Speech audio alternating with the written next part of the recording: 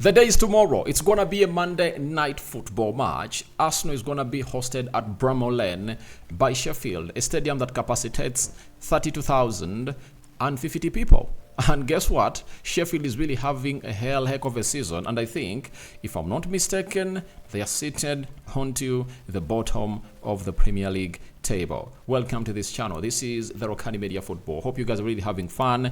And where are you watching in from? Because this is the channel that is really watched globally. I've gonna hate to see people from Italy, London, Asia, America, Brazil coming into the comment section telling us that we are watching Rokani Media Football, and that really makes us great. In Africa, Nigeria, South Africa, Uganda, Kenya, Tanzania, Zambia, Burundi, South Sudan. Very many people really watching this channel from all corners of the world, and we give the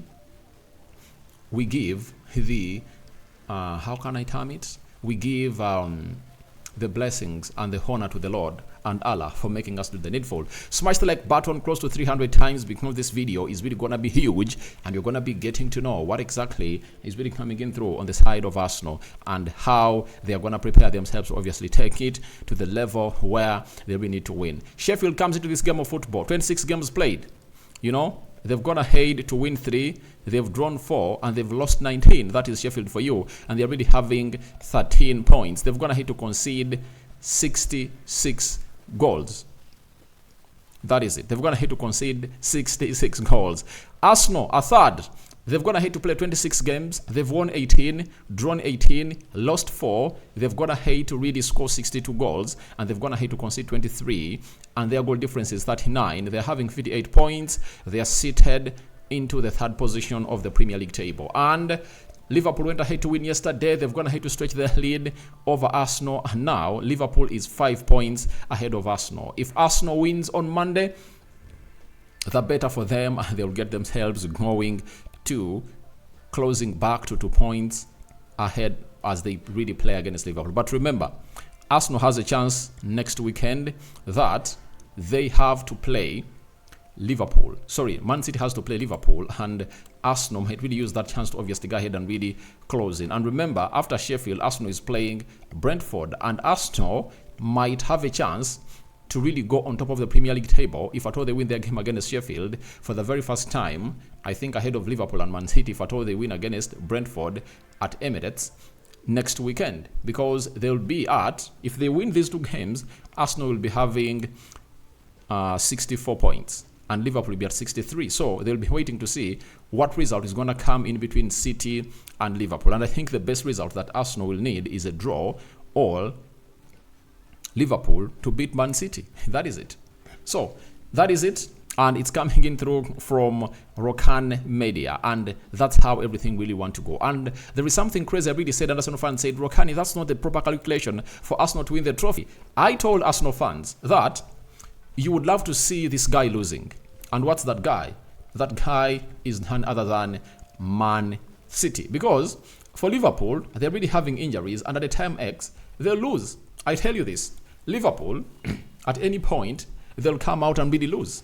Because the injuries are really huge. They're really having young players who are really lessly experienced. Even the McAllisters of this world are not experienced when it comes to really playing and competing for these trophies. The Sobaselis of this world. You get?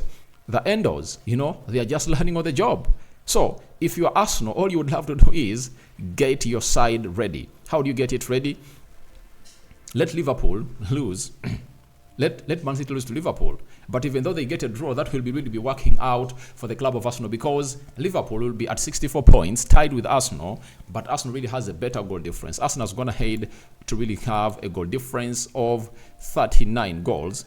And if they win the next 2 games, they are gonna be really having like 40 goals plus, and they'll be ahead of Liverpool in the goal scored. And then we will go and see Liverpool tie to tie with Arsenal, and Arsenal will just need to know that all we need to do is let's win our games, and let's pray to it that Liverpool loses at Old Trafford.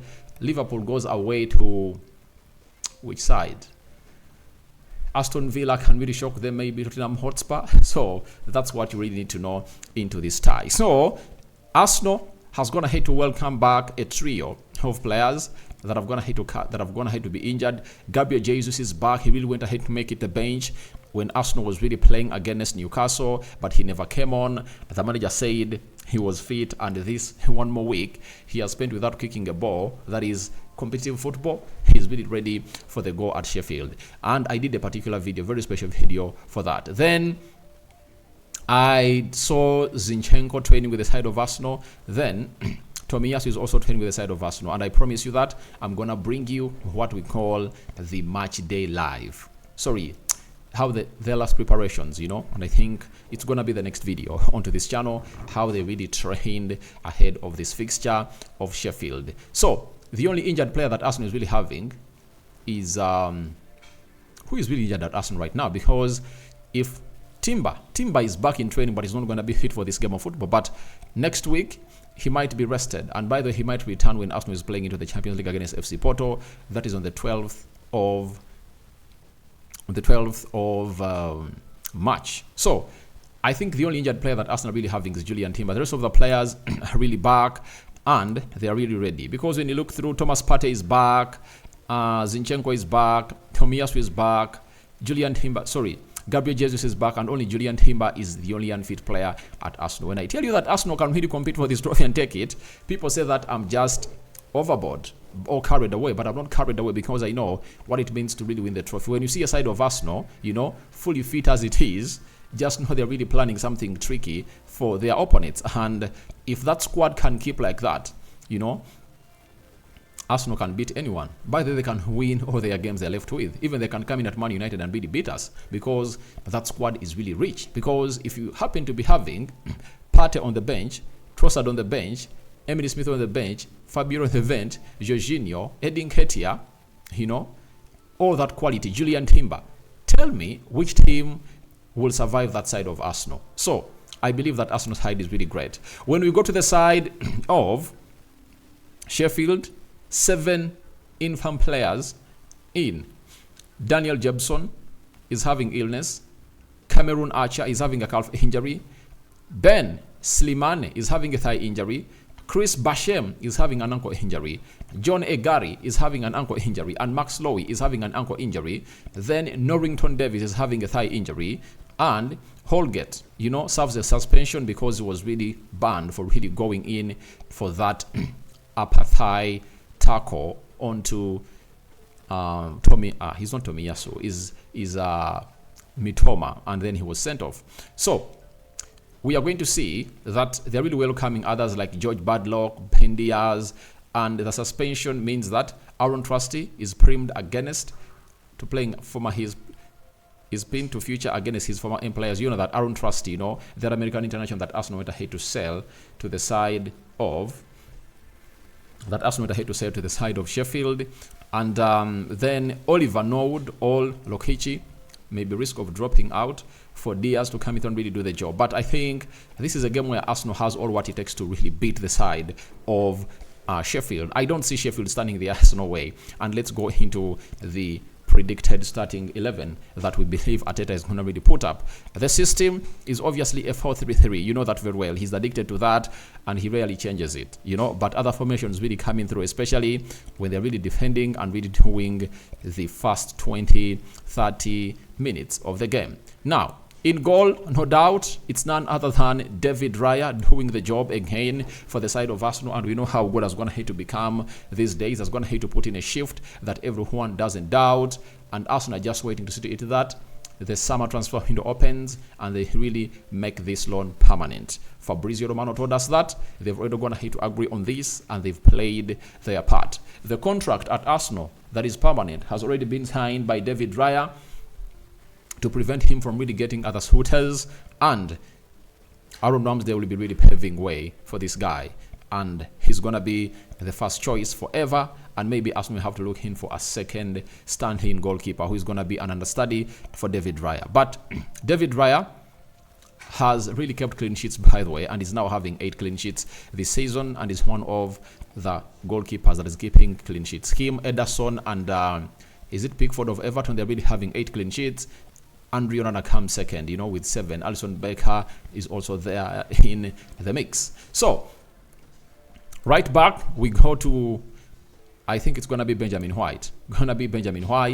And I don't think that if Tomiyasu makes it to the bench, Benjamin White will play 90 minutes. I think he will have to play like 60 and really get rested this time around, because he has been playing too much football for the club of Arsenal. But he has been really excellent.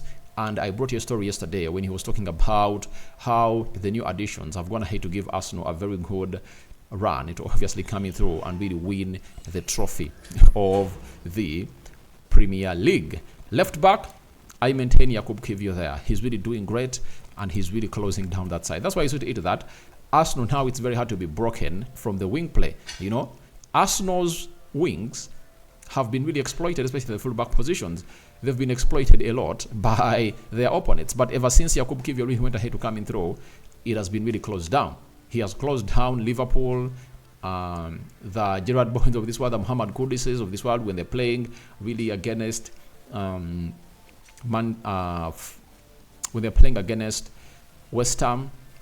Newcastle has closed down Miguel Amiron, even Burnley, and he comes in through. He even stopped Conceição down in Portugal. It shows you his quality and how good he is. Zinchenko is back, but he also come and I think have some 20 minutes of play. But I go with Jakub Kiwior, and it will be very bad for this manager of Arsenal to really bench Jakub Kiwior, because he's been having a good run of games and assured him that he's really capable of doing this. But you might even see the manager really changing the pattern of play, like putting Jakub Kiwior in the central defense and really benching Gabriel Magalhaes for a little bit, you know. Then right side center back, it's going to be none other than William Saliba. He's going to be doing the job into that area. Left-sided center back, Gabriel Magalhaes. He is really one of those players that the Brazilian national team is going to hit to include into the squad that is going to play against England and Egypt. I think in the friendlies they're really going to play in from the 16th of March to the 31st of March. That is it. So that is the back five that I think Arsenal is going to really front to obviously see to it that they beat the side of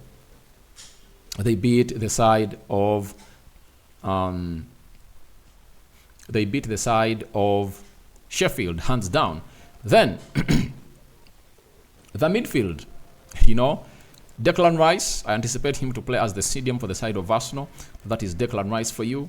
And he's been having a very good game. He comes in through after being named the best Premier League player in the London football world. And went ahead and really put in a very beautiful shift as a player, and we really anticipate the best out of him. And that is what we need to do as a club of us. As we need to do. Do I support Arsenal? I don't support Arsenal, guys. And that's what Arsenal need to do, to see that Declan Rice keeps that form that is really on. Being named the London Footballer of the Year in the Football Awards, London Football Awards has to obviously fire him up into a form that he really continues to see to it that he competes for it even next season. And that is Benjamin. It's not Benjamin White. This is Declan Rice. Then right-sided midfield, that is Odegaard in the mix, and I think Odegaard is really having some good form this season. Though he never came out and really put in an assist when they're playing in Newcastle, he was really pivotal into that game. I think now Kai Havertz is going to be dropped into the midfield.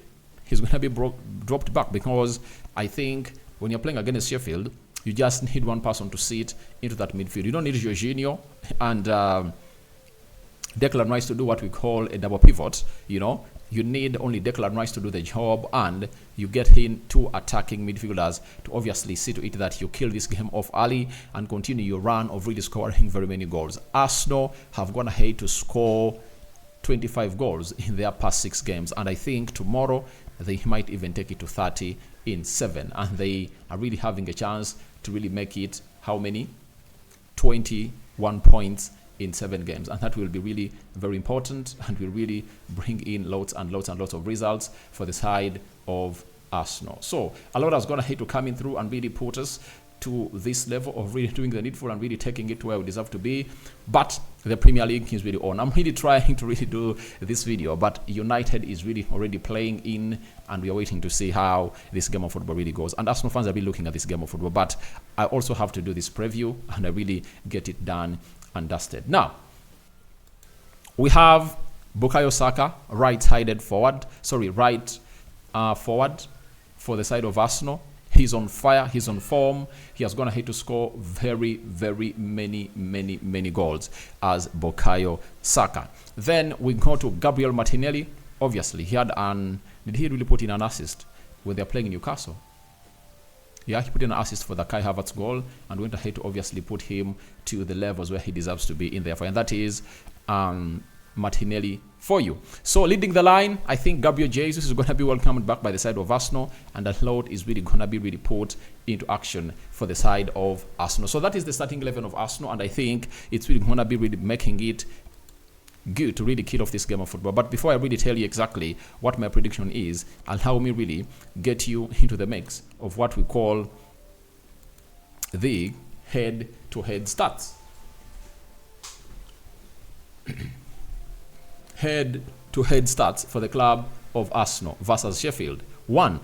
Sheffield have lost each of their last Premier League games against Arsenal by an aggregate score of 10-1.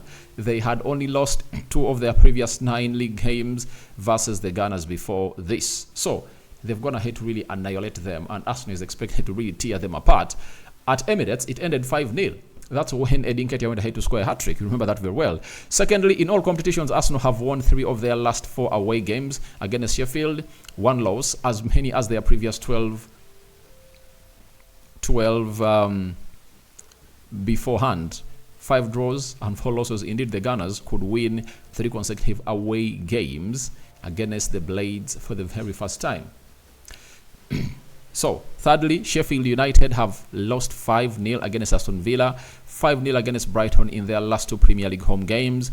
No team in the English League history, top 4 tier, has lost 3 consecutive home games by a margin of 5 goals. Yet we know that Arsenal has been really doing that and feeding them with that. Their opponents, Arsenal is going to hate to score very many goals. And we know exactly what that really means for the side of Arsenal. And fourthly, Arsenal have won 6-0 at West Ham, 5-0 at Burnley in their last 2 Premier League away games. And in their last away games, no English side, top history, in 40 years has won 3 consecutive away games by a margin of 5. So if Arsenal win by a margin of 5 tomorrow, then they would have gone ahead to set a new record, like winning 5+ goals in 3 consecutive games.